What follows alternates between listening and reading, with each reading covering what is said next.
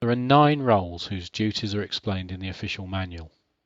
What we cover now is definitive and important for the exam, but it isn't yet complete. It's enough for now so that we may appreciate each role's participation in our conversations. The detailed responsibilities and actions of each role will be covered when we get to the organisation theme. The official manual says the project board is accountable to corporate or programme management for the success of the project and has the authority to direct the project within the remit set by corporate and programme management and documented in the project mandate. The project board is responsible for communication between the project management team and stakeholders like corporate and programme management who are external to that team. The project board is made up of 3 individual roles. The executive is ultimately responsible for the project. Supported by the senior user and the senior supplier, the executive's role is to ensure that the project is focused throughout its life on achieving its objectives and delivering a product that will achieve the forecast benefits. The executive has to ensure that the project gives value for money, ensuring a cost-conscious approach to the project that balances the demands of the business, the users, and the suppliers. Throughout the project, the executive is responsible for the business case. And the manual says, in bold, perhaps the only time it uses bold, the project board is not a democracy controlled by votes. The executive is the ultimate decision maker and is supported in the decision making by the senior user and senior supplier. There is only one vote on the project board, the executive's. The senior user, or perhaps senior users, is or are responsible for specifying the needs of those who will use the project's products, for liaison with the project management team, and for monitoring that the solution will meet the needs within the constraints of the business case in terms of quality, functionality, and ease of use. The role represents the interests of all those who will use the project's products, including operations and maintenance. Those for whom the products will achieve an objective, or those who will use the products to deliver the benefits.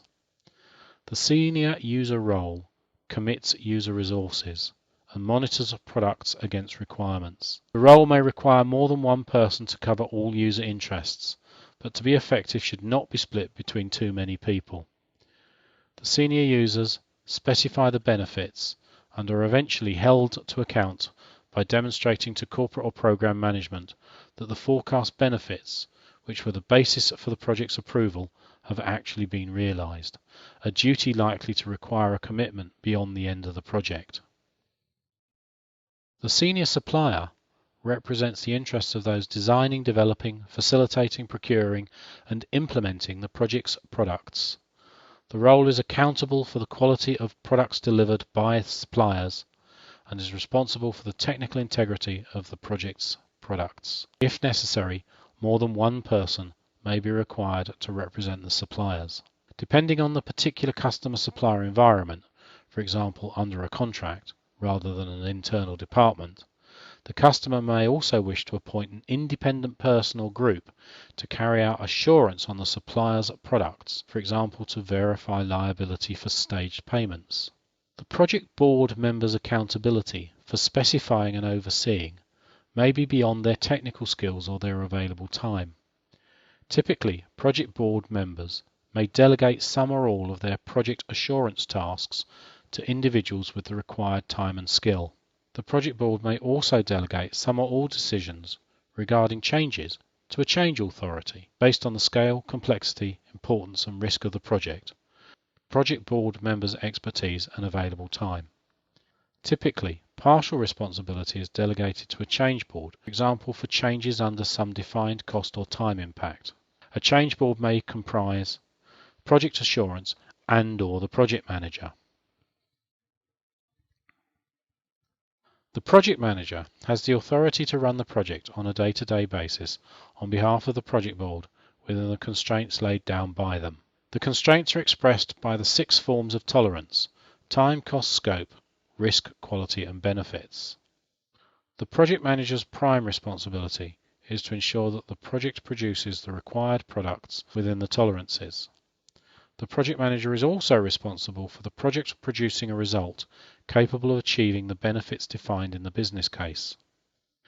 If not delegated to a separate person or function, project support is provided by the project manager. The support role includes maintaining project files, document control and configuration management, collecting performance data, updating plans, and making forecasts. Administering project board meetings, quality reviews, and quality records, as well as providing expertise in planning and control tools or risk analysis tools and techniques. The team manager's responsibility is to ensure production of products allocated to them by the project manager to an appropriate quality in an agreed and set timescale and at a cost acceptable to the project board. The team manager role reports to and takes direction from the project manager. The Prince2 project's heartbeat runs according to the pattern of activities described in the 7 processes.